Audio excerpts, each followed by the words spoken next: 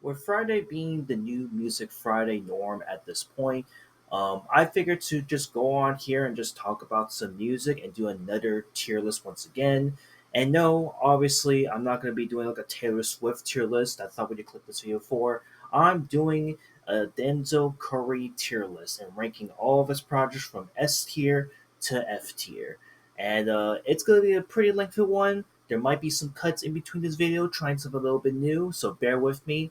And obviously, before we get into this video, I just want to say that there's going to be like some of his early mixtapes I am going to exclude from this tier list because again, at the end of the day, these mixtapes are pretty early Denzel before his debut album, and some are pretty hard to find. However, there'll be one mixtape exception that I will tier list because it is going to be pretty significant and important when we go into this tier list more or less.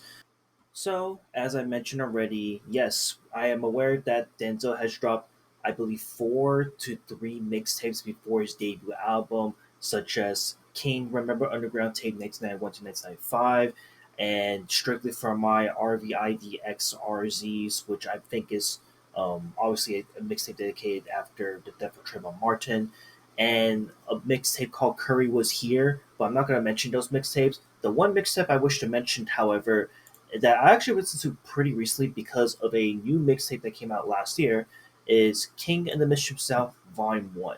And now this mixtape came out in 2012, approximately 1 year after Denzel Curry made his debut as a rap artist, as an underground artist.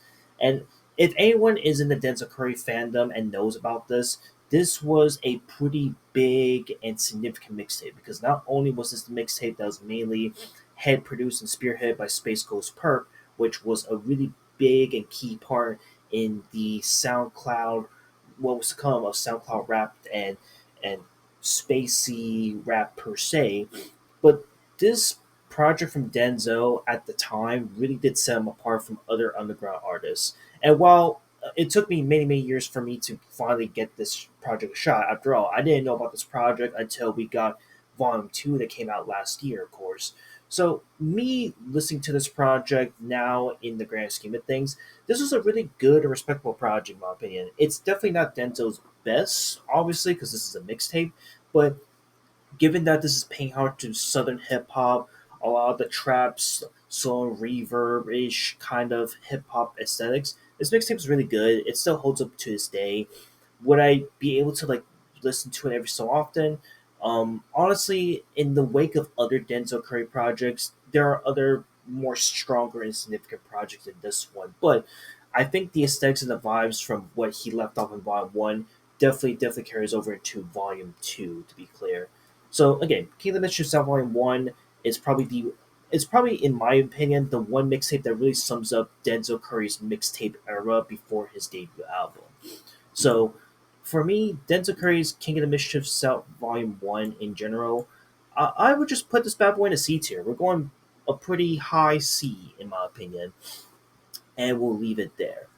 Alright, but up next we have Denzel Curry's Nostalgic 64. Now, this right here is his true official debut album from 2013. And Nostalgic 64, this album for me wasn't the first album that got me to Denzel Curry. That honor to this day still goes to his 2018 album Taboo. But going back to his projects past before Taboo even came out, Nostalgic 64 showcased a young Denzel Curry with a lot of potential, a lot of heart, and again, if as recalled from his early mixtape era stuff, a lot of it does carry over to this project. And as even Denzel stated when making this album, he was heavily inspired by Outkast's Aquemini, which also makes sense why the album cover is really similar to the Aquemini aesthetic, so to speak. And this album has a lot of amazing highlights to say the least, from Zone 3, Dark and Violent, which actually was the first song that Denzel Curry actually was able to take seriously at the time, I believe. There's also Threats, Mystical Virus Part 3, Widescreen, N64, Like Me, Talk That Shit, Danny Cascade, and of course the closing track, A Day in the Life of Denzel Curry Part 2. Nostalgic 64 has a lot of really cool, a lot of amazing potential that Denzel has to offer. And while this may not be like his most their track. It may not be the most like harsh and grittier track like other projects we come past this point. Nostalgic 64 is still a respectable project from Denzel if you really want to get to Denzel Curry's like past works. And keep in mind, he was dropping this during the time period when he was part of the Raiders clan. If you know the hip hop context of what where he was at the time period when this came out. So for an album that came out back in 2013, it's still really good. It still holds up really, really well. Again, in the grand scheme of like other Denzel Curry projects, however, it's not like his best. It's definitely not like his most fleshed out. Again, obviously he's using a lot of influences that's pretty clear as day, as I mentioned with the Outcast comparisons, but he wouldn't come to full fruition in later projects. So Nostalgic 64, really good project, showcased a lot of potential with Denzel right off the bat, and it's interesting to see like where it would go for him from here, which is why easily gonna put this bad boy in the C tier. All right, up next we have Denzel Curry's 2015 EP that actually plays a really big and significant turning point for Denzel Curry as an artist, and that is 32 Zell slash Plant Shrooms. So this EP is actually more or less a studio album at this point because it is 14 tracks long, it is an hour in length, and 32 Zell and Shrooms, when going back to this project to this day, I honestly think that this to me was Denzel Curry's like evolutionary turning point as an artist because if you remember where he left off of Nostalgic 64 over there, like 32 Zone Shrooms was like an interesting transition point for Denzel Curry in my opinion because while this project is not terrible by any means, I do think this has some pretty high moments but some pretty low moments. And but what Denzel definitely hit big, songs like these like the infamous Ultimate, which really encapsulate Denzel Denzel's career from that point forward, and Ronnie J as a producer at this point because this that song again, if you know where you were in 2015, this was the song that put Denzel Curry on the map officially and viral wise, and became a certified meme hit. And Denzel was able to take advantage of this song and really capitalize on that success for many years to come. But Denzel Curry's 32 Zone Shrooms, again, it's not a perfect project, unfortunately, because there are moments in this song where it kind of feels like Denzel's going from one topic to a different topic. There's also moments in this project where it's trying to recapture a lot of like the old aesthetics from his previous project, Nostalgic 64, but it kind of sort of fails all fronts. The biggest example of this would be like songs like Ice Age featuring Mike Deese, which honestly just it doesn't come off like as an authentic Denzel Curry song. It just feels like a little bit forced upon, if that makes sense. Again, there are some good tracks over here, like Ultimate, Envy Me. Even if you go to the second half of Planet Shrooms, that's where a lot of the hits actually hit. But it's not perfect all the way around, fortunately. Again, there are some questionable production moments that are really trying to go back to um, the Space Ghost Perp ish era. And also keep in mind that when this project came out, Denzel was officially out of the Raiders clan, more or less, and was already on his own single, like solo career at that point. So again, while 32 Zone Shrooms is flawed at the end of the day, this is a respectable project from Denzel that in a way does carry a lot of weight. It does showcase where Denzel was going at the time. But is it his best? Is it like out there with the other projects that I'm going to be talking about in this video? Fortunately, no. So for those reasons alone, I have to be a bit critical and just give 32 Zone Shrooms a D tier. Again, some highlights in the project at the end of the day, but a lot of it unfortunately is overshadowed by a lot of what Denzel's come out past this point. Just think of this as like what would happen if this is like the Tyler the Creator cherry bomb moment. Think of it as that, you know? All right, but moving on, we go into 2016's Imperial. Now, Imperial, this came out exactly 1 year, obviously after 32 Zone Shrooms, and this project is completely different from 32 Zone Shrooms and Nostalgic 64 in its own right. And it's kind of crazy that Imperial was really Denzel Curry's make it or break it moment because if this project didn't hit as hard as it did when it came out, I think we Denzel Curry's career at that point forward would have been completely different to what it is now. But Imperial came out, and it's such an amazing, like hard, gritty, and just overall growing hip hop album that anyone can listen to. This is like now like my workout album anthem as a result. Like this album holds up so well for a project that's 10 tracks long. And I am aware that there are two versions of this album. So there is the official streaming version and there's also the mixtape version, if I'm not mistaken, and that's as advertised at the time. So the difference between these two versions of Imperial is that one album has the song Narcotics, whereas the other song has a completely different song with I believe story. Oh no, not story, no title. But the point is, there's two different songs off of these two different versions, and while it doesn't like deviate the album and overall themes of it in any way, shape, or form, both versions are really good. They're really respectable. I love the Narcotics version of the album though, either way, because it's really good, really like heady and woozy. Obviously, the songs UOT, Gook, and Naughty Head featuring Rick Ross are massive, massive highlights. And also going back to UNT and Goop, these are two songs that are straight up disses towards Space Ghost Perp and the Raiders clan that he used to be a part of. And again, this album has like a lot of bangers front to back.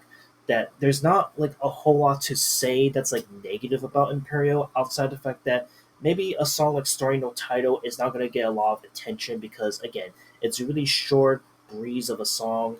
Maybe songs like Pure Enough might be a bit long winded for some, saying that it's not like Denzel Curry is used to it. But we've seen Denzel Curry in these long winded tracks, and he helps on it really, really well. But again, overall, Imperial is a must listen to project because this was the moment that really made Denzel Curry stand out from the rest of the crowd. So I think Imperial, in my eyes, this one, I'm gonna throw this bad boy in the solid A tier. It's such a strong project that, for me, I think that it still holds up really strongly to this day. Yes, it's not as memorable as other projects to come out past this point, but like I think that in the grander scheme of things, Imperial is such a strong Denzel project that to go from where he left off from Nostalgic 64 and 32 Zone Shrooms is more or less 9 day difference nonetheless. All right, but moving on though, we're gonna breeze through this EP here, and that is the 13 EP. Now, this one came out in 2017, obviously 1 year before his next release. This project, in a nutshell, even Denzel Curry has admitted that this is just like teaser songs of what is to come, and these are songs that are more or less never going to be on his up and coming project at the time, Taboo. And look, I'm gonna be honest with you. Yes, it's not like a memorable project by any means necessary, but it is still like it's still like five fun tracks that you get to listen to all around. And some features here and there that actually are pretty big, like Little Ugly May, Ronnie G, FNZ, Eric Dungus, for example, is on on this album.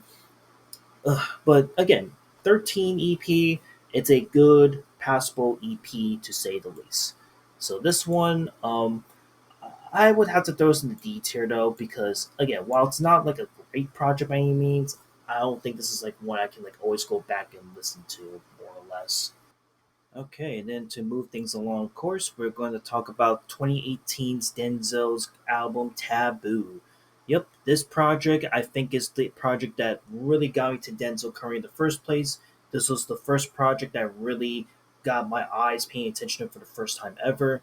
And again, I'm going to say it here and I'll say it again. Taboo, for an album that came out in 2018 to this day, is still one of my favorite rap projects to come out of not only that year, but possibly the darkest album because during that time period, a lot has happened in Denzel Curry's life, and he explores a lot of crazy and dark subject matter that is really, really dark to say the least. And again, I am aware that this project has like a theme revolving around where there's like three acts in the album. There's like a dark, a light, and a gray act in the mix. To this day, I will say that probably might be the only criticism with this album is that the acts between these three acts don't make a lot of sense in this Taboo project. But in the grand scheme of things, it's respectable because at the end of the day, this album is undoubtedly considered to be Denzel's best project. It is probably his most iconic project to this day. And it makes a lot of sense considering that songs like Sumo, Perks, Cloud Cobain, Vengeance, and Black Balloon are like the big, big songs that really put Denzel and made him like this holy shit, like Denzel now is someone that you really gotta pay attention for, given that he's now made probably his best album ever. And again, albums like Sirens featuring Jid and the hidden Billie Eilish vocal line in the mix. There's also Mad Eye Goddess, Switch It Up, Vengeance featuring Peggy and Zilla Kami of all things, and Black Metal Terrorists. Like every song in this album is like really good, flows super well, has a lot of dark themes being handled here. And if you thought like a lot of the dark themes that was already portrayed prior from Imperial were dark, you ain't seen nothing with Taboo, man. This album is undoubtedly Denzel Curry's best project. There's another project that I feel comfortable putting high up with Taboo, but we'll see, you know. But as of right now, Taboo is a project that undoubtedly, in the grand scheme of things, this is a S tier project. Like, I think we can comfortably say that with Taboo being his best, there's not a project that hasn't surpassed this more or less. But that doesn't mean that every Denzel project from this point is going to be like mid or anything. Oh no, say no less. Because 1 year later, we would then get Denzel Curry's Zoo album, which came out in 2019. Now, this album, as Denzel has even advertised, is that this was the album that he wanted to go back to his former Florida roots and just pay homage to his hometown of Carol City, Florida. And Denzel Curry's Zoo, for an album that's like 30 minutes in length, really short, this album has a lot of bangers, a lot of great hits, a lot of amazing moments. Um, Interludes are really good and really play a role in this project. And while this feels more like a mixtape, in my opinion, than an album, Denzel Curry Zoo is still like a fun, bumping album that I still recommend for those who want to listen to this in like a hot summer day, or just straight up just listen to some bumping, like hardcore hip hop tracks that are paying. That's again Denzel Curry paying homage to like the southern hip hop aesthetics, from Zoo to Ricky to Wish to Automatic, Speedboat, the Bushy Bee interlude, which to this day I wish was so much longer because goddamn that interlude hits so hard. Even like the even like songs like Carol Mar and Shake 88 and Pat or PAT are like bangers that really just pay homage to where Denzel's roots came from, and also to an extent pay homage to like the SoundCloud era that was popping off at the time. So Denzel Curry's Zoo, while it may not be like as aesthetic and as dark as Taboo or as hardcore as Imperial, this is still like a fun project to listen to all the way through. And I'll simply leave it at that. Denzel Curry's Zoo is gonna be in the B column, more or less. All right, and then of course we're actually going to throw in a bit of a hitter here with Unlocked. This is the collaboration project that Denzel did with Kenny Beats. This project is not even that long too. It's like a 17-minute project at the end of the day. And look, I'll say right here and say right now, this project was released during the COVID pandemic, of course, in 2020.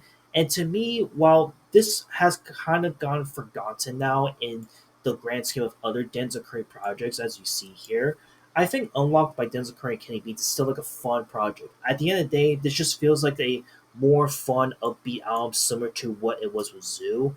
And I'll simply leave it at that. Again, there's only 8 tracks off of here. I'm not gonna list out every one of them, but if I had to choose which one's the best track off this project, I would easily have to say the song's so incredible. But outside of that, like every other project on here is not gonna be like strong in comparison to what we have here. But Unlocked is a respectable, fun project nonetheless. For me, I think that in my view, I would probably put this bad boy in the C row. Still a fun project, still love it, but it's not a project that for me I always go back to nowadays since it's just a really short but simple album. That's kind of similar to Zoo, but it does fall short for the fact that I wish it was a lot more longer in terms of concept. All right. But moving on from there, we have, of course, Denzel Curry's 2022 project, Melt My Eyes, See Your Future, which would be the true follow up to his 2019 album Zoo. And Melt My Eyes, See Your Future, I still remember this project so well. I'm still even bumping it to this day. Like, this is undoubtedly, as Denzel even pointed out, this is the true follow up to Taboo. And honestly, lyrically, music wise, I actually agree with this with what Denzel Curry is saying. There's a lot of really good self-reflecting songs off of this project that really hone in how much Denzel has not only matured, but how much stronger and better he's become as an artist. And again, there's a lot of amazing, amazing songs off of here that really hit home where it hurts. From the hit song "Walkin'" to the Melt Session #1, "Worst Comes to Worst," the last Mental Troubles featuring T Pain, which is a fucking like holy shit. Like, why didn't we get this from back in the early 2000s when T Pain was around? Ain't No Way, which features probably the biggest cast of features from Black, Rico Nasty, Jid, Josiah, and Kitty Cash. Like, that probably is the best song off of that album, and that's crazy. And again, he got the fact he got a feature with Jid during the time period when Jid dropped the Forever Story is still mind-boggling.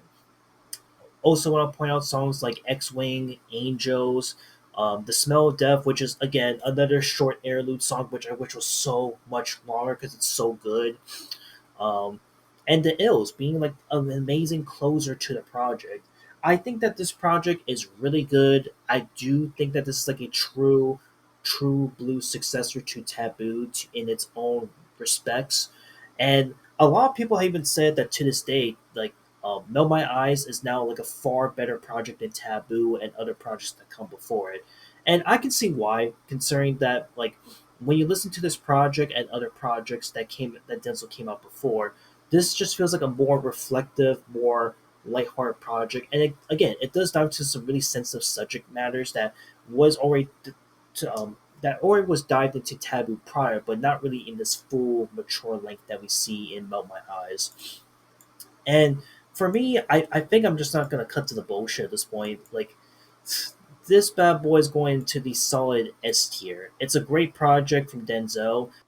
Between these two projects here, between Taboo and Melt My Eyes, again, I can't really choose between these two because at the end of the day, when you look at like how Denzel Curry was able to portray in both projects, this to me is like the light album. This is like the dark album from Denzel. Both of them are really good in their own right, and rightfully so to this day. And I'll simply leave it at that because we're gonna move on to his final project I wish to talk about today, and that's King of the Mischief South Volume 2. So obviously, I talked briefly about King of the Mischief South Volume 1 just now. But Volume 2 is the sequel to this project. And honestly, for an album that came out not too long ago from last year, this mixtape has held up so well 1 year later. And this album has a lot of amazing features. A lot of the aesthetics off of this project still carry over from the first volume to the second volume to this day. Obviously, now that Denzel Curry's in a much more mature, much more studio ready type of feel. This album feels like a dirty like mixtape you will have got from back in the day, and he really was able to capture it really well. From songs like Ultra Shit, Set It featuring Maxwell Cream, Hot One featuring Tierra Creole and ASAP Ferg, the Black Flag Freestyle featuring that Mexican OT, G's Up featuring Two Chains and Mike Dimes. Again, every song on this album is like banger after banger after banger. The best way I can summarize this project in a nutshell is that it reminds me of Denzel Curry's Zoo, but now in a weird sort of way, it feels much more raw, much more formatted, and much more like laser focused than ever. And yes, there is a deluxe edition of this album that came out after Volume 2 dropped, which the deluxe edition of this project is also absolutely incredible. It is amazing. But again, I can't emphasize enough that it's crazy to see Denzel Curry's like lengths of how he can go from one moment being like talking about something really serious and introspective off of one project, and then next thing we go into like a project that's like holy shit, he's just going all out, going crazy, going ham, just going like having fun.